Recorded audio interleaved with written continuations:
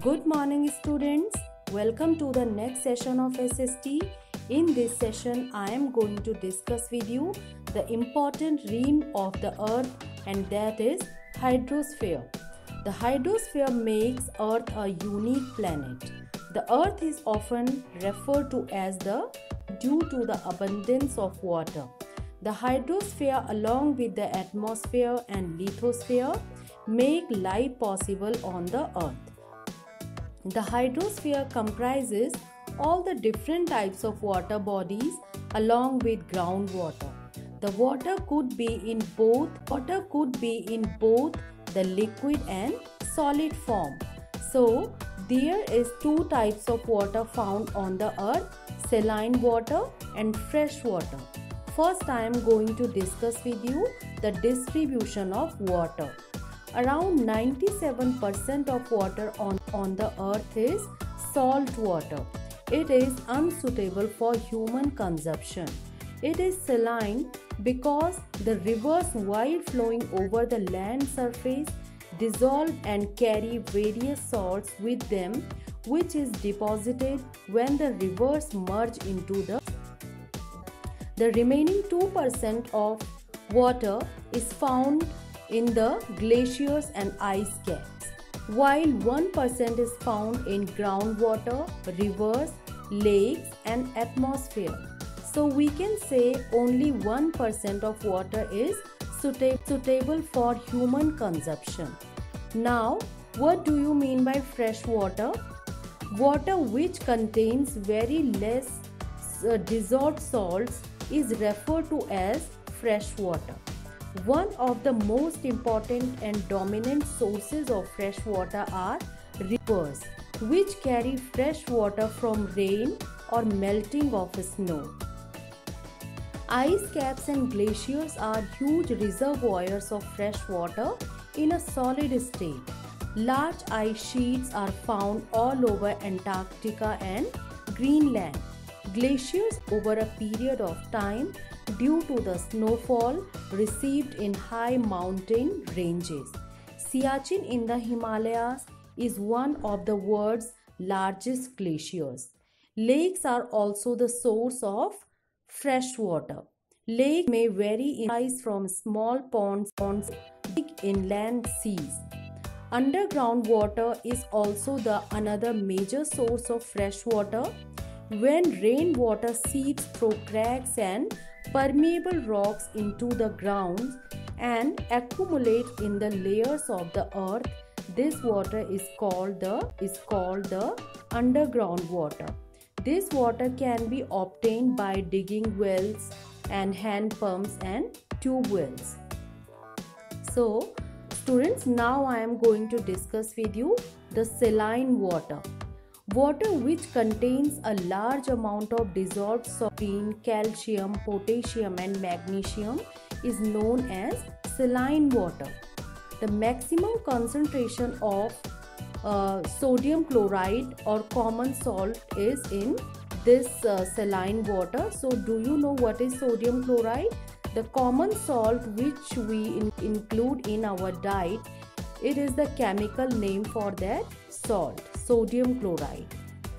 Okay, an ocean is a major body of saline water and constitutes a principal component of the hydrosphere. Oceans cover about 70% of the surface area of the earth. There are 5 major oceans in the world. The first one is Pacific Ocean.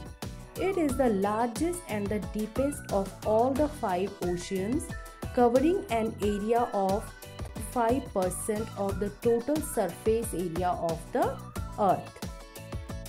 Atlantic Ocean is the second largest and busiest ocean, and it covers 20.8% of the earth's total surface area. Third is Indian Ocean. It is located mostly in the southern hemisphere and is the only ocean named after a country. It covers 14.4% of the total surface area of the earth. Fourth is Antarctic or Southern Ocean. It surrounds Antarctica and occupies about 4% of the surface area of the Earth. Large ice sheets cover this ocean for most part of the year. Fifth is Arctic Ocean. It is the world's smallest ocean, covering 2.8% of the total surface area of the Earth. So students, now I am going to discuss with you the hydrological cycle. The hydrosphere is sustained to the hydrological cycle that involves endless series of changes which water undergoes on the sea, air and land. This water cycle consists of 4 parts: evaporation, condensation, precipitation and action.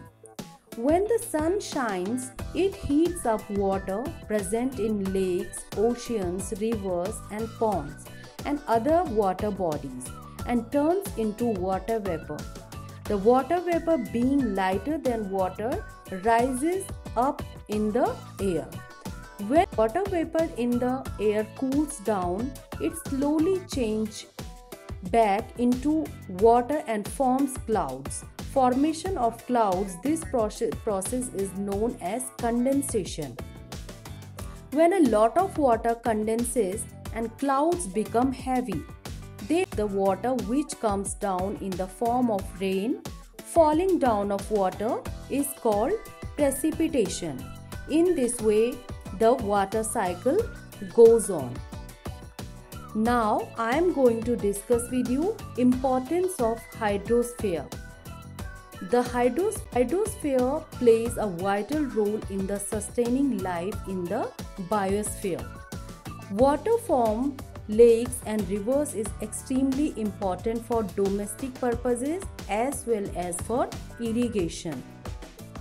It provides an important link in transport and communication between the continental masses. The various water bodies are vital source of diverse marine life and marine products. Salt and other minerals are obtained from ocean waters. Oceans and other water bodies influence the weather and climate. So students, water is a precious source and we must use it very wisely. We must use it very judiciously. We should take adequate steps to prevent its pollution. So in this session I discussed with you the hydrosphere, different uses of hydrosphere and distribution of water on the earth, fresh water, saline water. Hope you enjoyed the session. Thank you for watching the video. Goodbye.